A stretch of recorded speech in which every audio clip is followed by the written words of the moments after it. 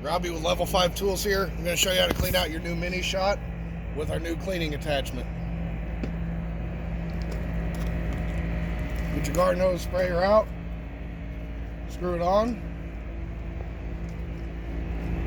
I want to clean around the nozzle, okay? Then just hook it onto it,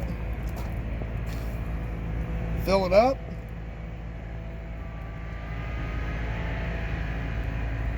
Once it's full, remove it, push down. Okay, that will clean out your chamber. All right, now to clean out your cone, just push this down all the way, connect it back up on there, push this down, fill it up.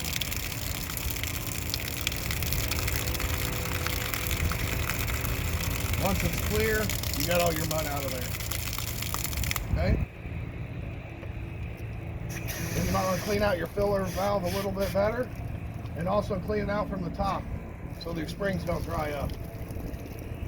Then when you're done, flip it over and you can drop your 3-in-1 oil down in these holes. That way you should never have to take the cone off again.